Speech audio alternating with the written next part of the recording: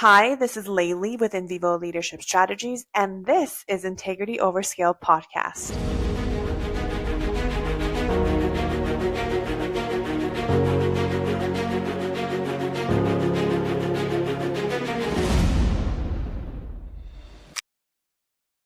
Welcome to Integrity Over Scale podcast. I am your host, Leili Sadaghiani. Before we get started, I just wanted to say it's been a while since I've done a solo episode, so I'm super excited to sit with you and talk about a very important topic, which has to do with making tough decisions and how to keep yourself aligned with those tough decisions. We also need to do a podcast with my co-host for sure. So that will be something that will come up soon.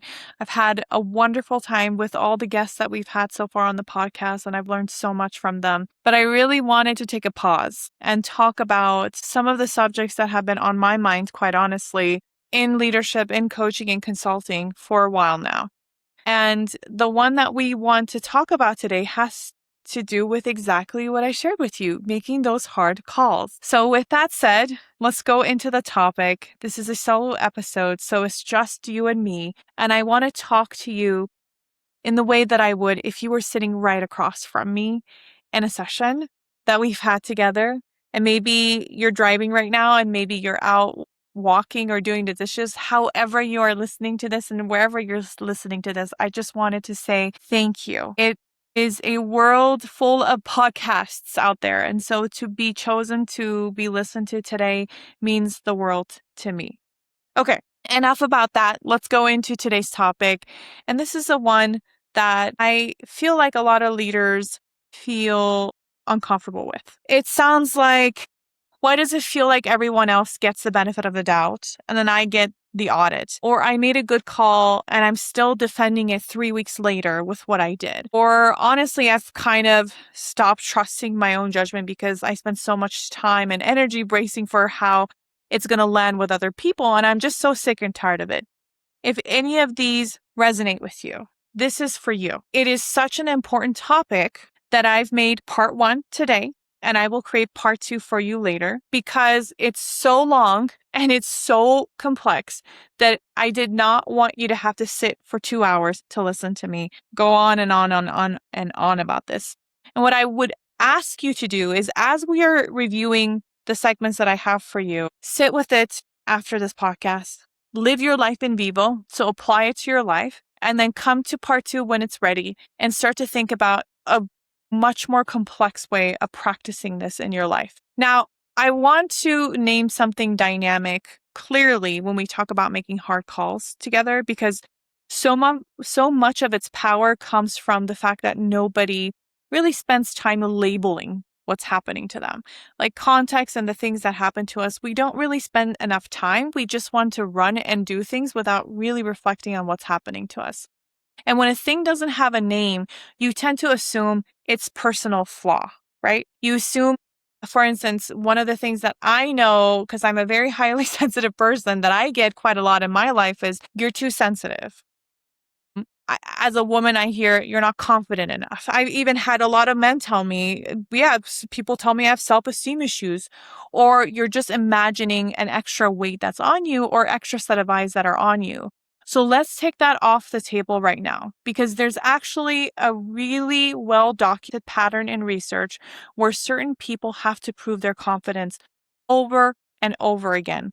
And I, by the way, say competence, not confidence. So I just wanted to make sure you heard that okay, because competence here is very different, right? It's my ability to prove that I can do things, and other people get to prove it once in the scenario that we're talking about. Now, legal scholar Joan Williams founded the Center for Work-Life Law and calls one version of this prove it again. Some leaders get the benefit of the doubt automatically. Their past wins carry forward. One good decision buys them a whole reputation. Casey Beck, who is a pilot and an instructor, if you haven't listened to that episode, she does a fantastic job of telling us how many times she's had to prove herself over and over again because she's a woman. And if she makes a mistake versus a male pilot instructor that makes a mistake, people notice that a lot more because she happens to be the only woman in the group. So besides that, your past wins and all of that basically carries forward, right? In one shape or another, just depending on who you are. So one good decision buys them a whole reputation. And then other leaders start every single decision back at zero, having to reestablish that they even belong there, no matter how many times they've already proven it over and over again. I can really relate to this because in the field of works that I have been, I feel like every single day is like a complete start new. It burns me out every single time when I'm in a situation like that. So when you are in the group that I'm in, that second group, a hard call is never just a hard call. There's a test in there, isn't it? And you can feel the difference because the same decision that would sail right through one person becomes your judgment is wrong. You don't know what you're doing for another person. Okay. And there's older research underneath this too. So back in 1977, there was a sociologist, Rosabeth Moss Cantor, and wrote this landmark study of corporate life. And she looked at what happens to people who are the only one or one of the very few in a given room. And she found that being that visible to others does something really specific to you. Your mistakes get unnoticed and remembered a lot more. That visibility changes how people are going to behave. So some are going to overperform and burn out. Hello, me. Some shrink to get out of the spotlight. I've also done that where I hide myself. I'm like, this is too much. And both of those are the same thing underneath. They're both responses to being watched more closely.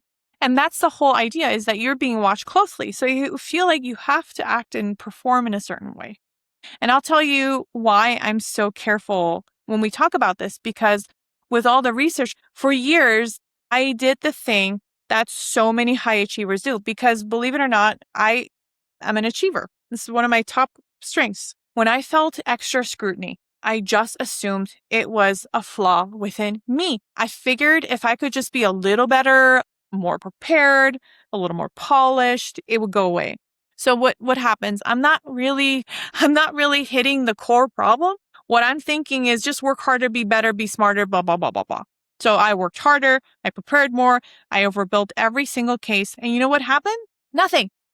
It didn't go away because it was never really about the quality of my work. And all of that extra effort aimed at a problem that wasn't actually mine to fix. And it cost me energy that I could have spent on things that mattered a lot more. And honestly, as a woman in the field of leadership, even in corporate world specifically, I am still running into this so much. But the day I finally understood that this pattern is real and it's documented and not some personal deficiency of mine, that was the day I could stop trying to out-prepare a bias and start building something that actually worked.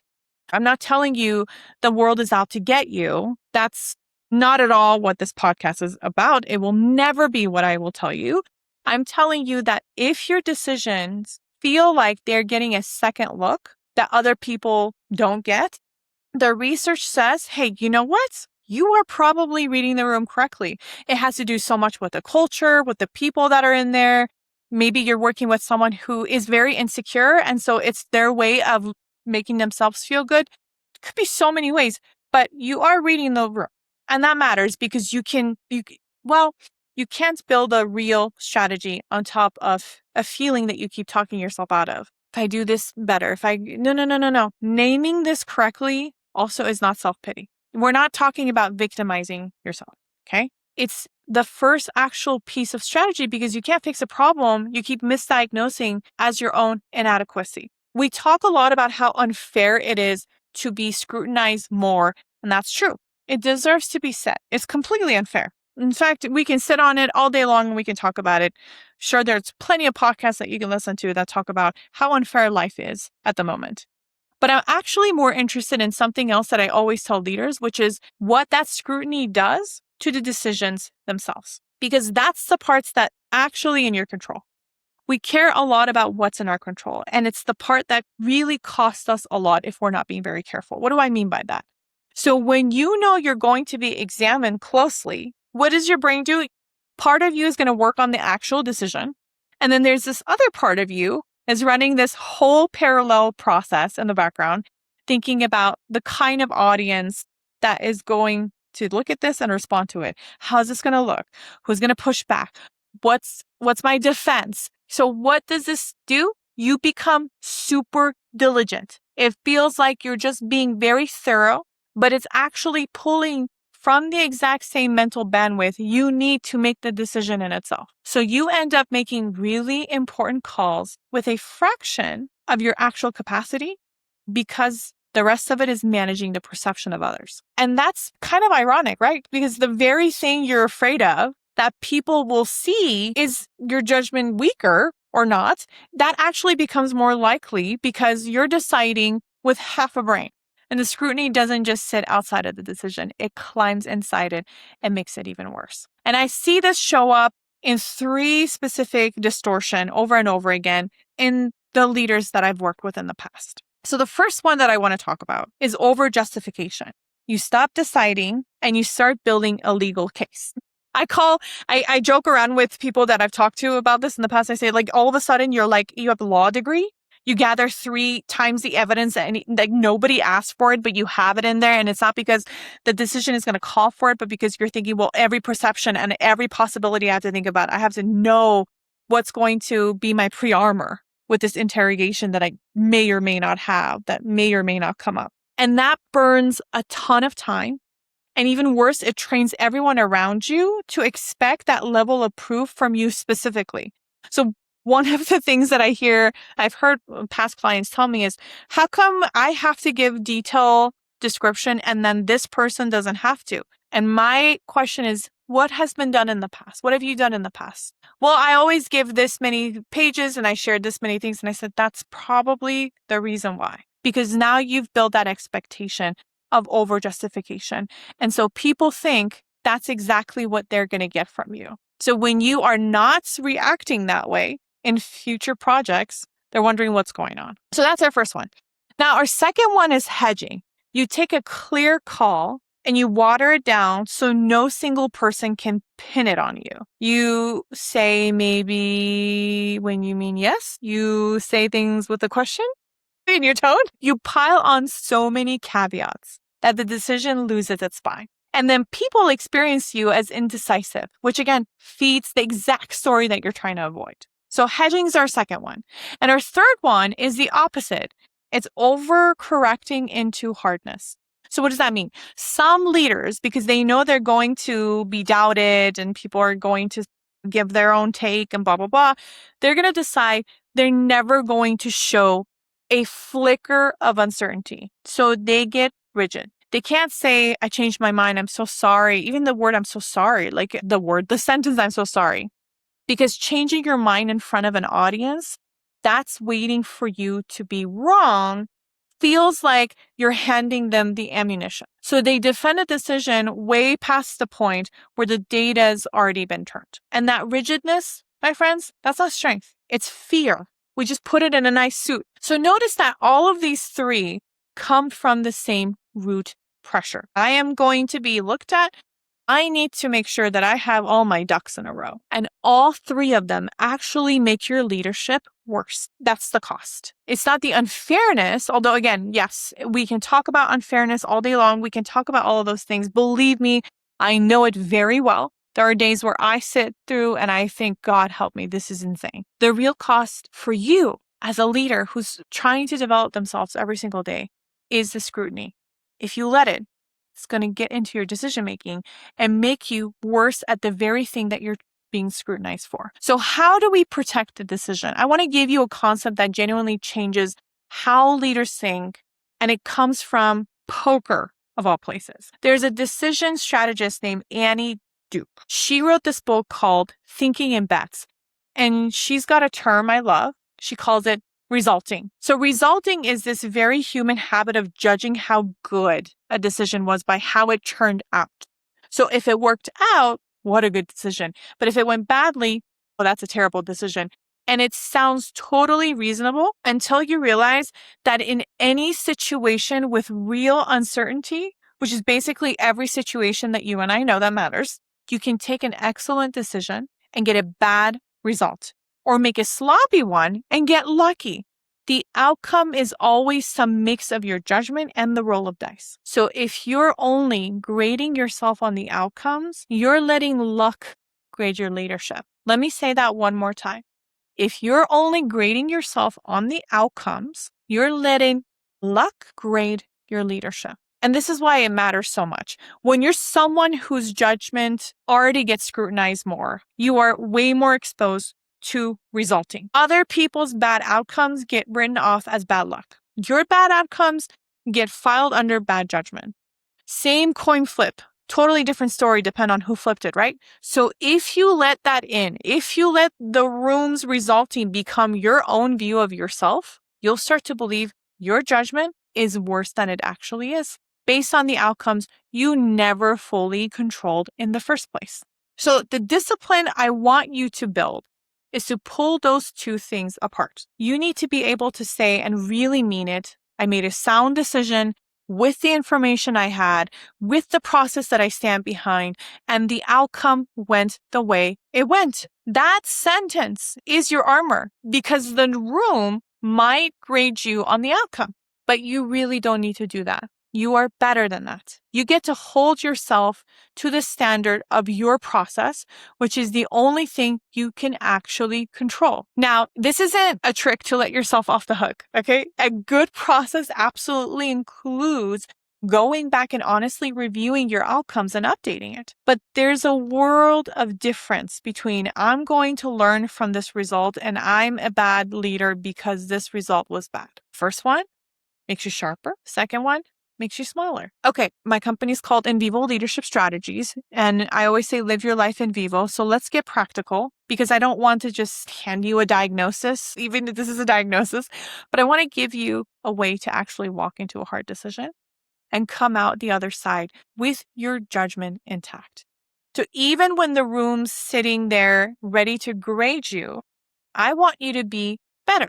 So 4 moves I'm going to share with you, and a couple before, one that you do during, and what you do after. We start with the first one.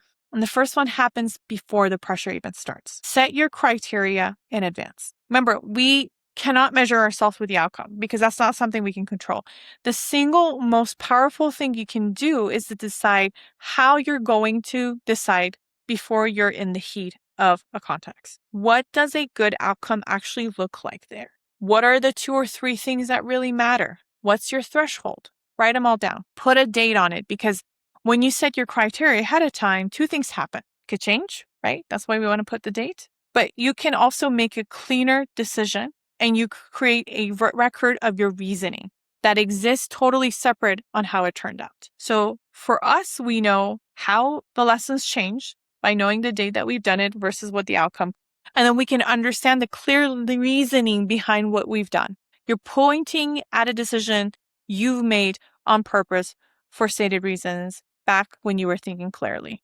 So that's your first move. Now, second move is to decide at the right altitude. Okay. So think about it this way. A lot of over-scrutinized leaders, they defend every single decision at the same intensity, and it just wears them out. I remember being on a project where there was a deadline that was coming up, and one of the people in our meeting kept saying, we need to do this, and it's all important. One of my other colleagues said, those are not all important. We need to come up with a list and prioritize it correctly. So not every call deserves your attention. And you need to ask yourself, is this a one-way door or is this a two-way door? So when we talk about a two-way door, it's reversible. So if you're wrong, good news, you can walk right back out and it's cheap, doesn't cost much. Those make them fast, let them be small. The one-way door is hard. It's impossible to undo. Those get your real attention. And when you stop treating every decision like a one-way door, you free up all this bandwidth to be genuinely excellent on the ones that actually count. So we've done 2 things now, right? One is we're going to understand what our criteria are. 2, we're starting to prioritize what matters to us, knowing the 2-way versus the 1-way. Now, our third move is for the moment itself. You're going to state the decision and the reasoning and then stop.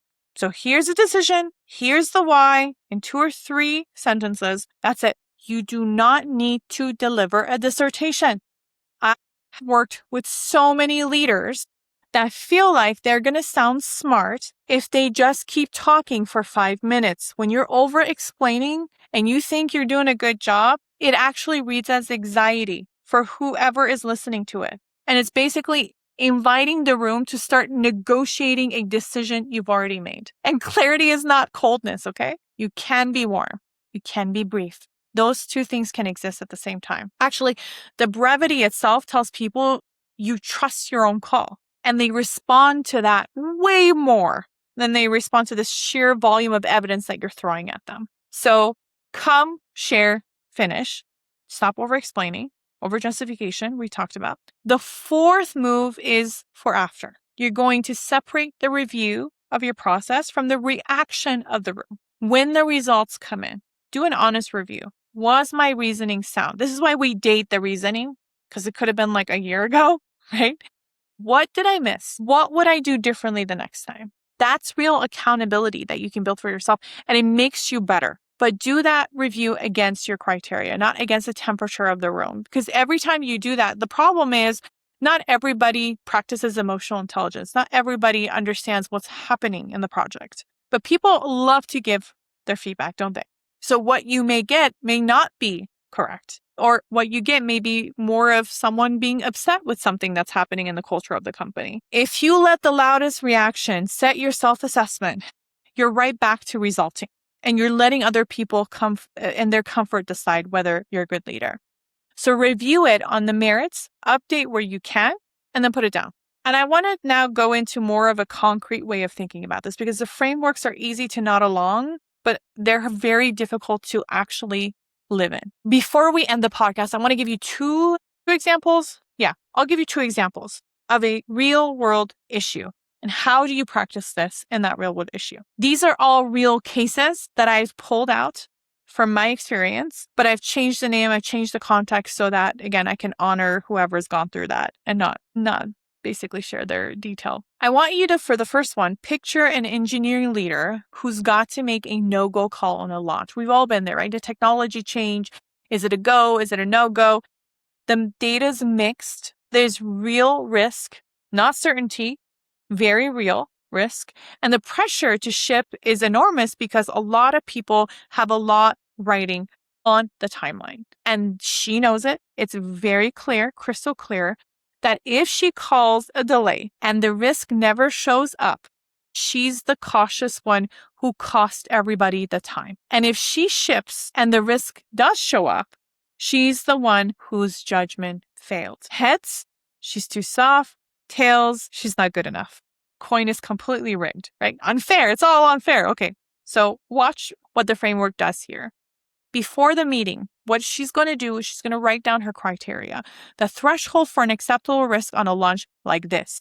Decide in advance in actual numbers, not in the vibe and what it makes you feel, right? Because we all care about the metrics. Then she decides this is a one-way door because you can't unship a failure. So it gets her in her full, needs all my attention. And then in the room, she's going to say something like the call, the reasoning in 3 sentences, we're holding the launch, the risk crosses the threshold we set for this kind of thing. And I'd rather absorb a known cost and time than an unknown cost and safety. She stops talking. She doesn't over-explain. She doesn't over-defend. She already did her thinking on paper before the room could rattle her insane. And here's what I want you to know. When the dust settles, she's going to review that decision against the criteria that she wrote down, not against who annoyed her the most, who was the loudest in the room. So maybe the risk never materialized and people grumble that she was overcautious. She can look at her own record and go, given what I knew against the threshold I set in a clear-headed moment, that was the right call. And I would make that call again. Remember, this isn't arrogance that we're talking about. You are constantly having a check and balance with all of this. That's a whole difference between a leader who gets stronger under scrutiny and the one who just gets very eroded by it. Let's give you a second one because I want you to see this holds even true for if something isn't maybe transformational change, but more of people change. Picture a leader. They have to make a call about a person. She's got to decide whether to move someone off of a critical project. And that's a judgment call. It's the messiest kind. I hate doing it myself because it's about behavior and the fit and the trust. There's no metric that's going to settle that for you. And this leader knows if she makes this call, it's going to get read through a particular lens. If she's decisive, she's harsh. If she's difficult, and if she hesitates, then she can't make a tough personal call. So same rigged coin, but just again, different arena. So the framework that we just talked about looks a little different, but it has the same bones. Before the conversation, she's going to write down what that role actually requires for that person. It could be in behavioral terms, right? Separate from how she happens to feel about this person. Then she's going to ask whether it's reversible. So you're moving someone off of a project, and that's closer to a two-way door than firing them. So she calibrates, doesn't treat it like the end of the world, right? So she has the conversation now, after all of that, directly stating the decision and the core reason, and resisting the urge to either soften it, which we tend to do with people, or overbuild some case that turns into a character assassination, and before she knows it, it goes right to HR as a problem. And afterward, what she'll do is she measures the decision against the role requirement that she had defined. And again, it's not going to be against whether the person got upset, because of course they got upset. Upset isn't the same as being wrong. And what I love about this example is that it shows this isn't just a data-driven call. It's not a project management call. It worked precisely because it gives you something solid to stand on in exactly the situation where there's no objective answer and the scrutiny comes rushing in to fill the vacuum. When the decision is subjective, the criteria that you set in advance becomes your spine. Without them, you're deciding in the wind. And your environment, that wind blows a lot harder on you. And I think about where my clients actually lead. So it's in operating rooms, trading floors, aerospace program, defense, engineering organizations, high-stake calls, you name it.